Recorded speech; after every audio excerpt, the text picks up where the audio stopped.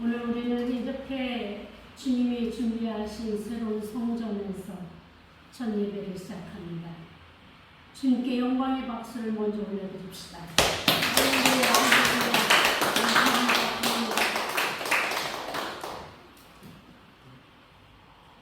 주님이 하신 이 모든 일 앞에서 우리는 겸손히 주님을 바라봅니다. 그동안 우리가 묵묵히 주님을 바라보며 이렇게 살아온 모든 날들이 결코 헛되지 아니하였고 주님이 여전히 우리와 함께 하심을 우리는 다시 한번 확인하는 귀한 시간이 되는 것입니다. 찬양곡에서도 우리가 느낄 수 있는 것은 주님이 하신 그 모든 일 위해서 주님이 뜻하시고 앞장서시고 우리를 이끄시는 그 이끄심 앞에서 시작되는, 바로 나로부터 시작되는 이 역사를 시작하려고 합니다. 누군가 해주겠지, 누군가 하겠지, 이것이 아니라 하나님의 역사는 바로 나로부터 시작되는 것입니다. 왜냐하면 하나님이 이미 뜻하셨고 우리에게 그 뜻을 전하셨기 때문에 이것을 이 땅에서 이루는 실체는 우리 바로 하나님을 바라보고 하나님을 따르는 주의 백성들에 있기 때문입니다.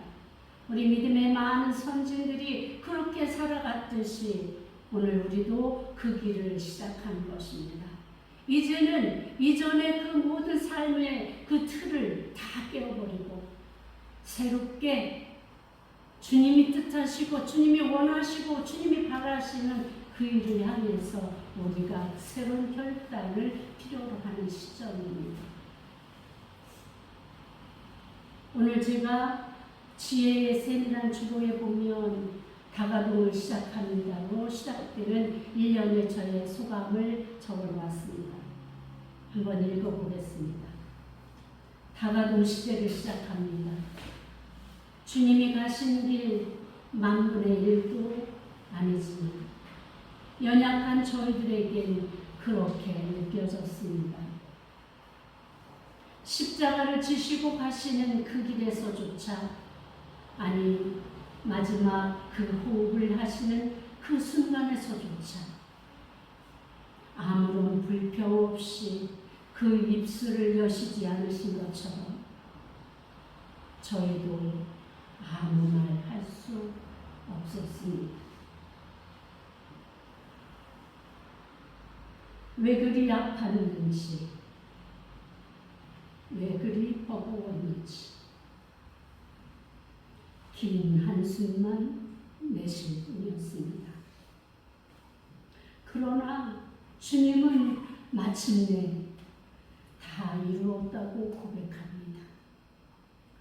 우리도 지금 그 고백을 하고 싶습니다. 주님이 다 하셨습니다. 주님만 영광 받으옵소서. 아멘. 새로운 일을 시작한다는 것이 쉽지 않다는 것을 오랜 세월 살아온 저희들의 경험을 통해서 알 수 있었습니다. 그럼에도 우리는 이 일을 시작할 수밖에 없었고 이제 이렇게 이곳에 서 있습니다.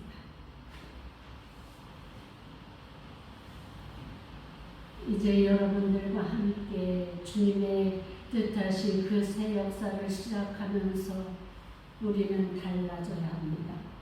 마음이 달라져야 되고 생각이 달라져야 되고 우리의 태도가 달라져야 합니다. 그래서 게으르지 말고 부지런하여서 늘 깨어서 주님의 음성에 귀 기울이며 그 음성대로 따라가는 그러한 새 삶을 우리가 시작하고자 합니다. 주님이 오실 날이 그리 멀지 않았음을 우리는 사회 모든 되어져가는 현상들을 통해서 확인할 수 있습니다. 이것이 단지 우리들만의 생각이 아니라 성경 말씀에 기록되어진 그 일들이 그대로 현실에서 이루어지는 모습을 볼 때에 무화과 나뭇잎이 무성하거든 여름이 가까운 줄 알라고 하신 예수님의 말씀처럼 우리는 그 징조와 나타나는 현상들을 통해서 말씀을 비교하게 되고 그 말씀 속에서 이러한 시기를 짐작하게 되는 것입니다. 그래서 우리는 더욱더 주님 앞에서 온전하게 바르게 주님의 말씀대로 살아가야 되는 것 아니겠습니까? 오늘 우리는 잠언서를 지금 앞에서부터 계속 살펴보고 있습니다. 우리가 하나님의 뜻을 따라 살기 위해서 그 참 지혜이신 하나님의 말씀을 기록되어진 이 잠언서를 통해서 우리가 현실 속에서 어떻게 지혜롭게 살아갈 것인가에 대한 그런 말씀이 기록되어 있는 것이기에 우리는 잠언 1장서부터 하나하나 살펴보면서 그 말씀대로 우리가 따라가기를 원하는 마음으로 이렇게 잠언서를 우리는 시작하고 있습니다. 처음 시작하는 말씀이 어떤 말씀이십니까? 하나님은 먼저 하나님을 경외하는 것이 지식의 근본이라고 분명하게 말씀하십니다.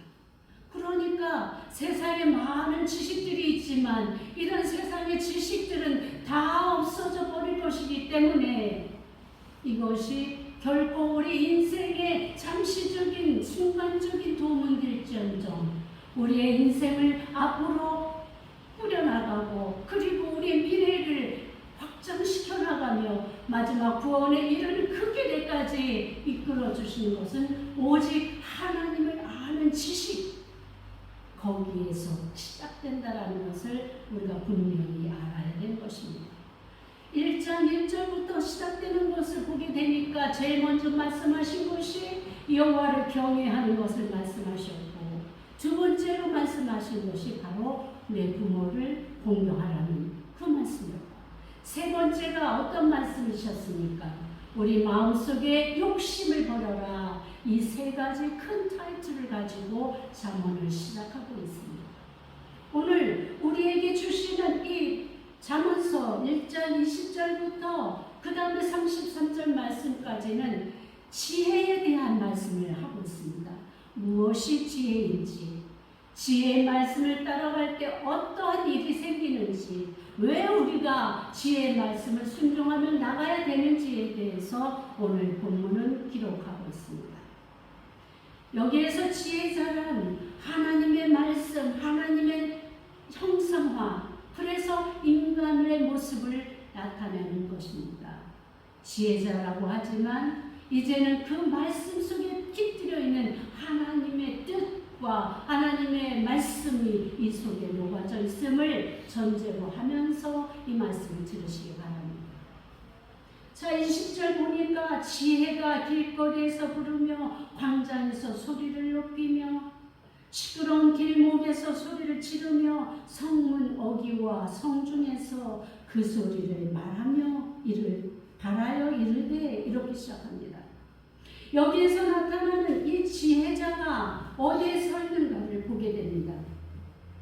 하나님의 말씀은 언제나 교회 안에서만 있고 하늘나라에만 있는 것이 아니라 지금 여기에서 보니까 길거리에 서 있다고 이렇게 기록되어 있습니다. 광장에서 그리고 시끄러운 길목에서 그리고 성문 어귀와 성중에서 그 소리를 바란다고 합니다. 이곳이 다 어디입니까? 바로 우리가 살고 있는 이 세상 아니겠습니까? 그러니까 광장에 많은 사람들, 길거리에서 많은 일상의 사람들이 오가는 그곳에 우리 하나님의 지혜가, 하나님의 지혜의 말씀이 선포되고 있는 것을 알 수가 있습니다. 시끄러운 골목에서 온갖 상인들의 그 물건을 팔기 위해서 외치는 호객하는 소리, 그 소리 속에서도 우리 하나님은 말씀을 바라고 계신 것입니다. 뿐만 아니라 성문 어귀와 성중에서 바로 이 성문 어귀는 어디입니까? 하나님의 법이 제대로 실천되고 있는지 그렇지 않은지를 판결하는 재판장 아니겠습니까? 그곳에서 우리 하나님은 말씀하고 계시는 것입니다. 그래서 하나님의 말씀은 이 온 세상, 우리가 살고 있는 일상의 삶 속 구석구석에서 말씀하고 계신다라는 거예요. 그런데 왜 우리는 그 말씀을 듣지 못하는 것입니까? 여러분, 아직도 하나님의 말씀이 제 귀에 들리지 않습니다라고 말씀하십니까? 아닙니다. 하나님은 여전히 여러분들 일상생활에서, 여러분들의 삶에서, 현실에서 여전히 하나님은 말씀하십니다. 잘한다, 잘한다. 아니야, 그건 아니야.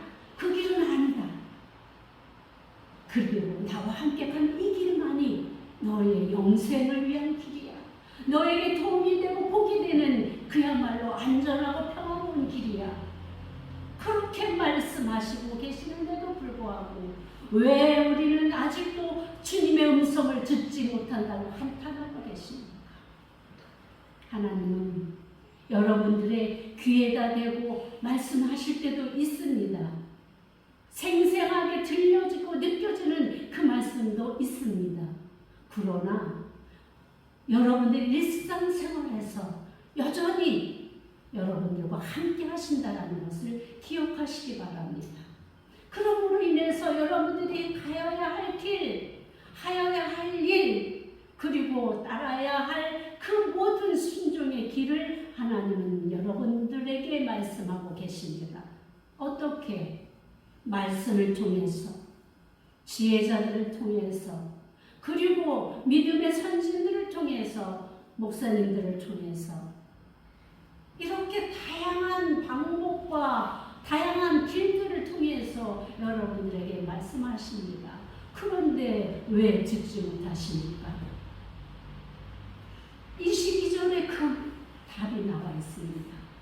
너희 어리석은 자들은 어리석음을 좋아하며 거만한 자들은 거만을 기뻐하며 미련한 자들은 지식을 미워하니 어느 때까지 하겠느냐? 그렇습니다. 하나님의 말씀이 음성이 들리지 않는 자들은 바로 어리석은 자들이라고 규정합니다. 그리고 그들은 어리석음을 좋아해서 지혜자의 말씀, 하나님의 말씀을 싫어한다고 이렇게 하고 있습니다. 거만한 자들은 거만을 기뻐하며 하나님의 말씀을 마음으로 받아들이고 순종하는 자가 아니라 완악하고 딱딱한 마음을 가지고 하나님의 말씀이 들려질 때 귀 기울이지 않는 자, 오히려 자신의 생각과 자신의 그런 신조와 자신의 믿음대로 세상의 것을 더 기뻐하는 자들, 그러한 자들이기에 하나님의 말씀이 음성이 들리지 않는 것 아니겠습니까, 여러분? 그러니 이들은 미련한 자들이라고 설명합니다. 미련한 자들이다. 왜? 이들은 지식을 미워하기 때문에 잘 사는 길, 바른 길, 하나님께서 복 주시는 그 길을 따르지 않기 때문에 미련한 자들이라고 이야기합니다. 저들은 오히려 그야말로 미련한 그 길의 끝이 어디에 있겠습니까? 바로 망하는 길, 하나님을 대적하는 길, 사단이 좋아하는 길, 결국은 구원을 얻지 못하는 그 길로 나가는 결과를 얻기 때문에 미련한 자들이다, 어리석은 자들이다, 이렇게 설명하고 있는 것입니다. 어느 때까지 하시겠습니까? 어느 때까지 이 미련한 길을 가시겠습니까? 나의 책망을 듣고 돌이키라. 히브리어 슈브라는 그 동사가 있습니다. 슈브는 어떤 말이냐면 돌이키라는 거예요.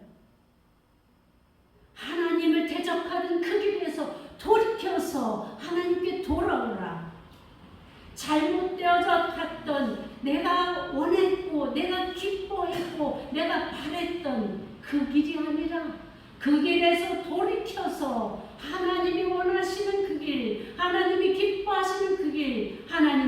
영광 돌리는 그 길로 돌아서라는 말씀을 하고 계신 것입니다. 돌아오십시오. 돌아오십시오.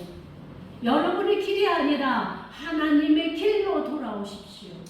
그 길이 바로 지혜 있는 자의 길이라는 것입니다. 이제 그렇게 너희들이 책망을 듣고 돌이키면 어떻게 하신다고요? 보라, 내가 나의 영을 너희에게 부어주며 내 말을 너희에게 보이리라. 그렇습니다.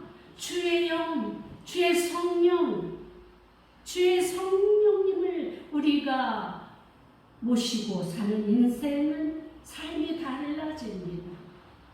내가 주인이 아니라 우리 하나님이 주인인 그 인생은 하나님이 원하시는 것을 듣고 따라갈 수 있는 그 순전한 마음이 주어집니다. 우리 성령님의 역할이 무엇입니까? 우리를 도우시는 분 아니십니까? 우리를 위로하시는 분이시고, 그리고 우리에게 능력 주시는 그 주의 성령님께서 우리와 함께 하실 때 이런 자는 어떤 자에게 주신다고요? 나의 책망을 듣고 돌이키는 자들에게 주의 성령을 부어주시겠다, 이렇게 말씀하십니다. 믿는다고 하면서 주의 성령이 우리 안에 거주하지 않는 인생은 믿는 자가 아닙니다. 주님이, 주의 성령님이 우리 안에 거하실 때 우리가 바른 분별을 할 수 있고 바른 결정을 할 수 있고 그리고 따라갈 수 있습니다. 성령 충만한 삶을 살아본 사람은 그 기쁨이 얼마나 큰지 알 수 있습니다. 메마른 심정이 아니라 정말 날마다 주의 성령으로 충만한 삶은 모두가 정말 이 세상 모든 것을 가진 것처럼 기쁨이 넘치고 평안하고, 그리고 주님의 인도하심을 따를 수 있는 주님이 늘 나와 함께 대화하시는 그 기쁨을 여러분들도 누리며 사시기 바랍니다. 그렇기 때문에 책망을 듣고 돌이키는 자에게 나의 영을 부어주고 뿐만 아니라 내 말을 너희에게 보이리라. 하나님의 말씀, 성령 말씀이 이렇게 있습니다. 66권이 있지만 우리가 정말 읽을 때마다 은혜되는 말씀, 내 마음을 깨우는 말씀, 내 영을 깨우는 말씀이 다르지 않습니까? 하나님의 말씀을 보이리라. 보이게 되는 거예요. 모든 말씀이 다 보이면 얼마나 좋겠습니까? 그러나 그때마다 필요한 적절한 말씀으로 우리에게 보여주시니 얼마나 감격스러운 일입니까? 이 은혜를 받고 살아가는 우리가 되어야 되지 않겠습니까? 이왕에 우리가 하나님 믿는다고, 예수님 믿는다고 이렇게 주님 앞에 나와 있으면서 이런 특별한 은혜, 주님이 준비하신 선물, 이것을 받아 누리지 못한다면 얼마나 안타까운 일이겠습니까? 사랑하는 성도 여러분, 이 은혜를 다 모두 받고 살아가시는 인생들이 되시길 주님 이름으로 축복합니다. 그리고 이제 내가 불렀으나 너희가 듣기 싫어하였고 내가 손을 폈으나 돌아보는 자가 없었고 도리어 나의 모든 교훈을 멸시하며 나의 책망을 받지 아니하였은즉, 이런 자들이 이제 받게 되는 그러한 심판과 징계가 기록되어 있습니다. 어떤 사람이라고요? 내가 불렀으나 너희가 듣기 싫어하였고, 하나님의 말씀을 듣기 싫어하는 사람들이 있습니다. 어떤 사람입니까? 자기 안에 죄가 있을 때 하나님의 말씀은 들리지도 않고 듣기도 싫어합니다. 이것이 죄인들의 특성입니다. 하나님과 긴밀한 친밀한 관계를 가지고 사는 분들은 그야말로 하나님의 음성이 들릴 때마다 얼마나 감격스러운지 기쁜지 모릅니다. 그런데 그래서 더 들려주십시오. 더 들려주십시오. 매일을 주님과 동행하며 살기를 원합니다. 이렇게 요구하고 기도하는 거예요. 그런데 하나님께서 안타까운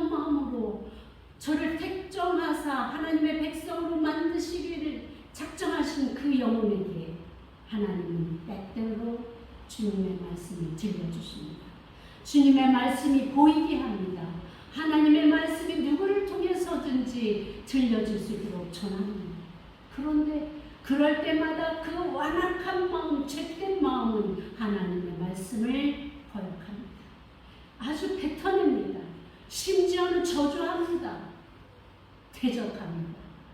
이런 자들이 결국 어떠한 징계를 받게 되는지 26절부터 나와 있는 거예요. 26절 우리 한번 읽어볼까요? 시작. 너희가 재앙을 만날 때에 내가 웃을 것이며 너희에게 두려움이 임할 때에 내가 비웃으리라. 그렇습니다. 우리가 아무리 안 믿는 사람들도 참 재미있는 것이 어려움을 만나거나 당황스러운 일을 만나면 누구를 찾습니까? 하나님을 찾게 돼 있어요. 하나님을. 그죠? 결국은 죽음 앞에서 하나님을 찾게 돼 있다니까요. 마지막 절망의 그 순간에 자신을 일으키고 그 절망에서 일으키실 분은 하나님이신 것을 저들도 알고 있는 거예요. 무식 중에도 고백하고 나오는 거죠. 하나님 나를 살려주십시오. 그들이 정말로 이전에 하나님을 그렇게 대적하고 미워하고 그리고 거역했던 그들일지라도 결국은 하나님을 찾게 되어 있습니다. 왜냐하면 우리의 근본이 거기서부터 나왔기 때문이죠. 하나님으로부터 우리가 만들어졌고 하나님으로부터 우리가 정말 우리가 이 땅에 존재하게 되었기에 결국은 하나님을 찾을 수밖에 없는 것입니다. 그러니까 저들이 재앙을 만날 때 결국은 하나님을 찾습니다. 두려움 가운데 떨면서 그렇게 하나님을 찾을 때 하나님이 어떻게 하신다고 말씀하십니까? 너희에게 두려움이 임할 때 내가 비웃으리라. 너희가 재앙을 만날 때 내가 웃을 것이며. 어떻다는 것이요? 그야말로 조롱하고 비웃겠다. 왜? 이전에 행했던 우리 하나님이 부르셨던 그 음성, 하나님이 책망하면서 저들 불렀던 그 음성을 저들이 거부했기 때문 아니겠습니까? 하나님께서 저들의 재앙을 만날 때 웃고 두려움이 임할 때 비웃고 뿐만 아니라 저희들이 더 두려움이 광풍같이 임할 것이다라고 이야기합니다. 우리가 폭풍과 몰아치는 그 정말 어마어마한 그냥 지금처럼 비가 뭐 주룩주룩 온다든가 좀 더 심하게 온다든가 이 정도에서 우리 두려움을 느끼지 않습니다. 그러나 정말 엄청난 폭우가 쏟아지는 그럴 때 홍수가 나고 우리 집까지 잠기지 않을까 일상이 위협받을 때 우리는 두려움을 느낍니다. 그런데 이 광풍이 불겠고 재앙이 폭풍같이 이르겠고 너희에게 근심과 슬픔이 임하리니 근심과 슬픔이 재앙이 두려움이 어떻습니까 여러분? 이러한 단어들 친근합니까? 아니 여러분들이 원하십니까? 아니지요.